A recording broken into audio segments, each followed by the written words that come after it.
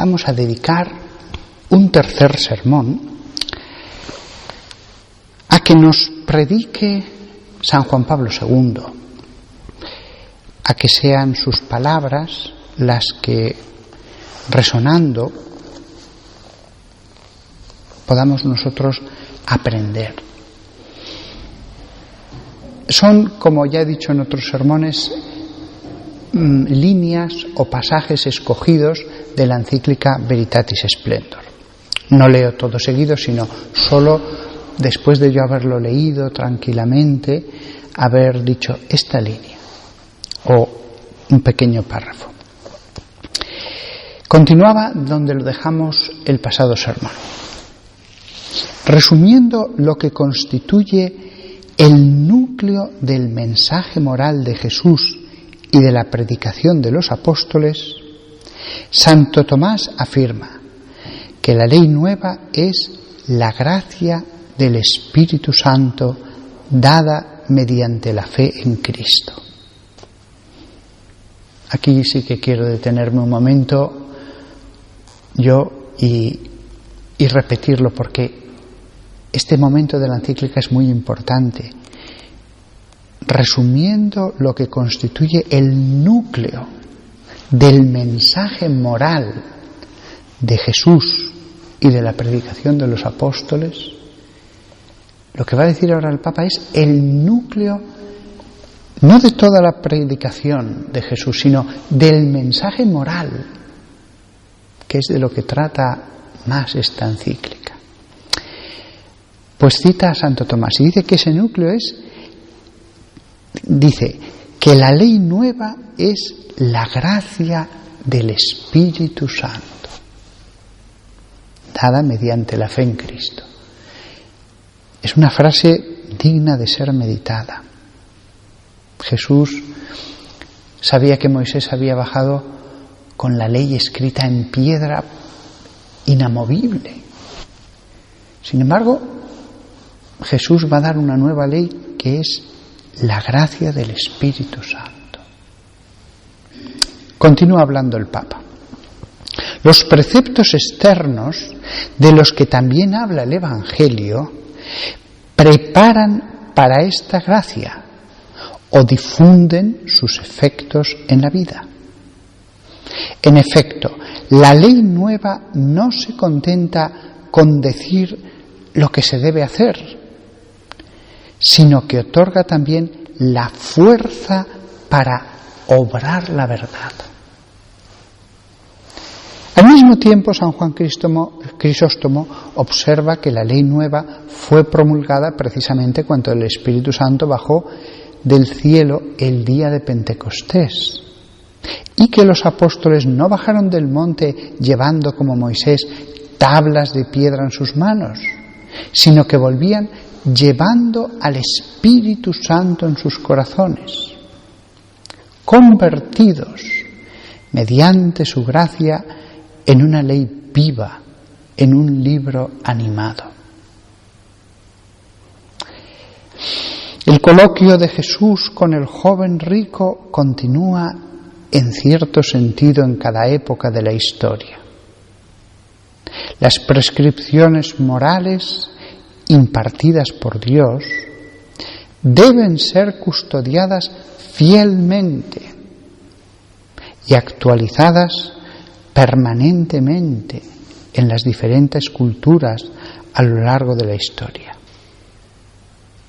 La tarea de su interpretación ha sido confiada por Jesús a los apóstoles y a sus sucesores, con la asistencia especial del Espíritu de la verdad, quien a vosotros os escucha, a mí me escucha. En la catequesis moral de los apóstoles, junto a exhortaciones e indicaciones relacionadas con el contexto histórico y cultural, hay una enseñanza ética con precisas normas de cumplimiento. Encargados de predicar el Evangelio, los apóstoles, en virtud de su responsabilidad pastoral, vigilaron desde los orígenes de la Iglesia sobre la recta conducta de los cristianos, a la vez que vigilaron sobre la pureza de la fe y la transmisión de los dones divinos mediante los sacramentos. Ninguna laceración debe atentar contra la armonía entre la fe y la vida.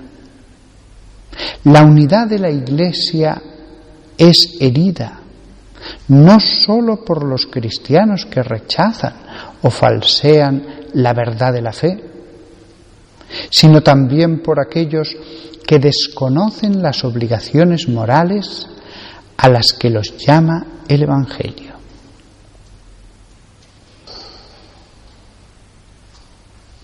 Esta frase del Papa es para ser meditada, Aquellos que no reconocen las obligaciones que aparecen en el Evangelio, las obligaciones morales, dice, la unidad de la Iglesia es herida por ellos. Continúo con el Papa.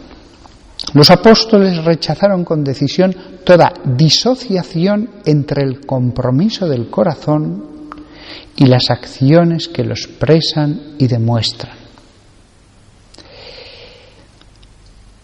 En el Espíritu, la Iglesia acoge y transmite la Escritura como testimonio de las maravillas que Dios ha hecho en la historia.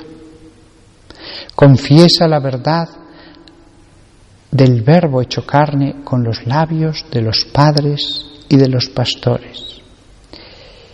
Practica sus preceptos y la caridad en la vida de los santos y de las santas y en el sacrificio de los mártires. Celebra su esperanza en la liturgia. Aquí sí que me quiero detener un momento porque este párrafo es demasiado denso. Todo lo que estoy ahora mismo diciendo reconozco que es denso, pero he preferido decirlo todo porque si no daría lugar para 100 sermones. Pero este párrafo, fijaos, en el Espíritu la Iglesia acoge y transmite la Escritura. La Iglesia acoge y transmite la Escritura. Pero no simplemente como un libro que le ha llegado y ya está. No, en el Espíritu. Un estudioso de una universidad que no es creyente, él puede tener el libro de la Biblia, pero la Iglesia lo tiene en el Espíritu.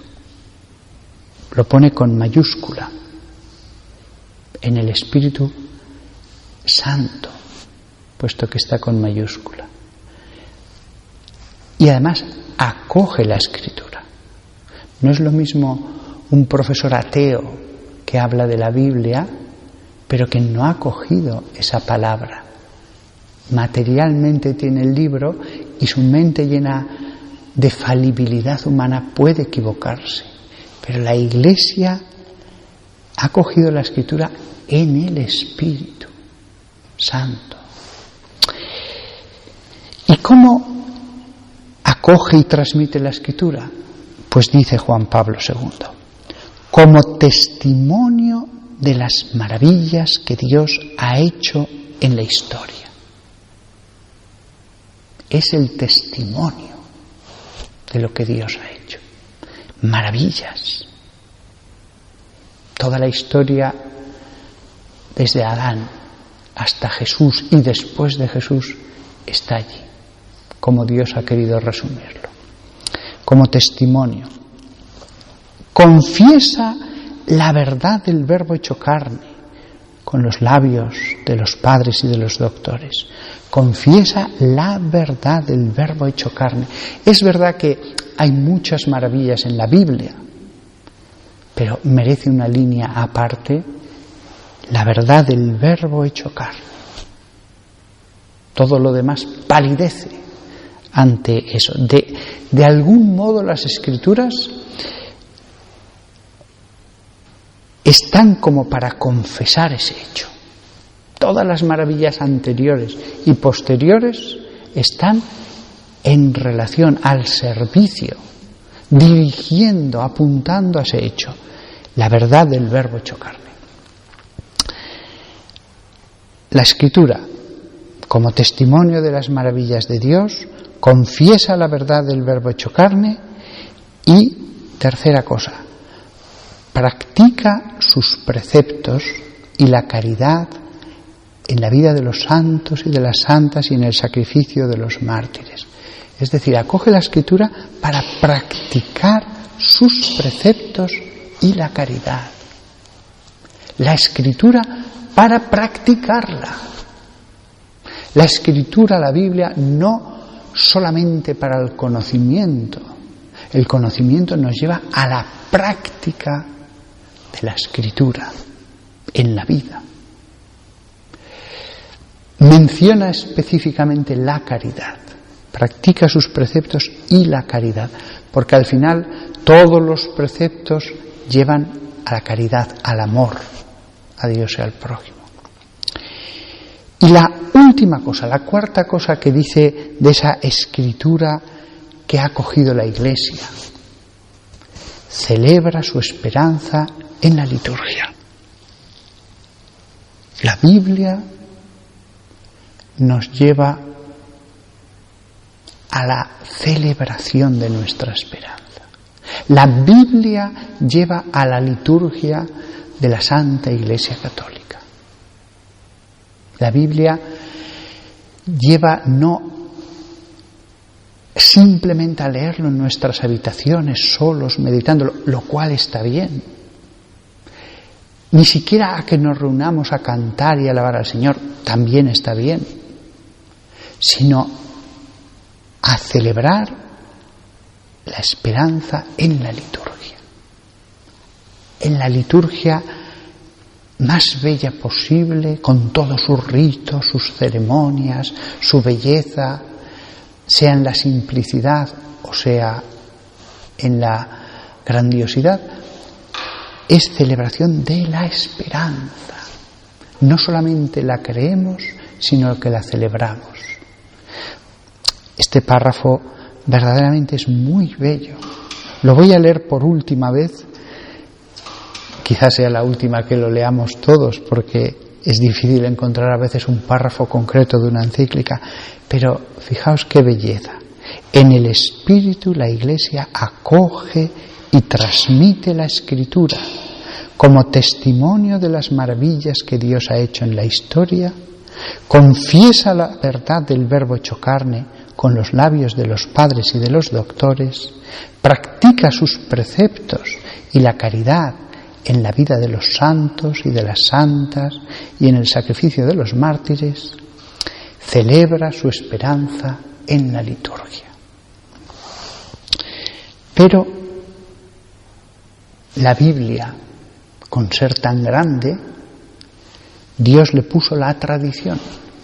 Y por eso el Papa dice: mediante la tradición, los cristianos reciben la voz viva del Evangelio, como expresión fiel de la sabiduría y de la voluntad divina. Claro, si no fuera por la tradición, los santos padres, y después vinieron los doctores de la Iglesia, todos los santos, el magisterio de la Iglesia, si no fuera por eso, aun creyendo,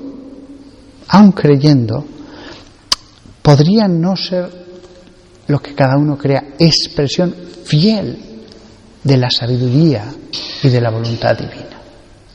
Vemos a muchos hermanos, pues evangélicos, luteranos, presbiterianos, que sí, ellos creen en esa palabra, pero por la falibilidad humana, lo que ellos han añadido o quitado, han hecho que su fe ya no es expresión fiel de la sabiduría y la voluntad divina.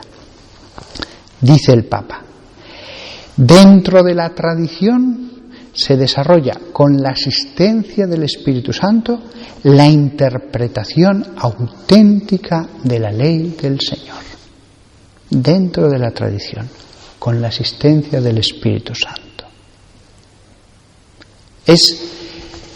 ¿Son mis palabras la absoluta seguridad de la interpretación auténtica? No. Yo me puedo equivocar. La Iglesia no. La Iglesia no. Porque hay una asistencia especial. Pero no solo con un papa, con todos los papas. Aunque uno sea un papa renacentista pecador, también con él no meterá la pata cuando hable magisterialmente. Todos los papas y todos los obispos de la Iglesia custodiarán generación tras generación como un coro esa interpretación auténtica de la ley del Señor. Porque no estábamos hablando en este sermón de la fe, sino de la ley, aunque nuestra fe es que dentro de la fe se incluye la ley, con lo cual los preceptos morales también pasan a ser parte de nuestra fe. No es que la Iglesia enseñe infaliblemente la fe y después ya en todo lo moral puede decir cualquier cosa. No. Esto es lo que está intentando decir el Papa. Y acabo con este párrafo de él. El mismo espíritu que está en el origen de la revelación, de los mandamientos y de las enseñanzas de Jesús, garantiza que sean custodiados santamente, expuestos fielmente y aplicados correctamente en el correr de los tiempos y las circunstancias. Esos preceptos, dice el Papa, custodiados, expuestos y aplicados santamente, fielmente, correctamente. Que todos nosotros, los que escuchamos a Juan Pablo II, no nos dejemos confundir por el relativismo que hay en nuestra sociedad. Que no nos dejemos confundir como tantos en otras épocas se han confundido por otras doctrinas. Que nosotros sepamos que Jesús está en la Iglesia y que también sus mandamientos, no solo la fe, es algo que procede de Dios custodiado por el Espíritu Santo.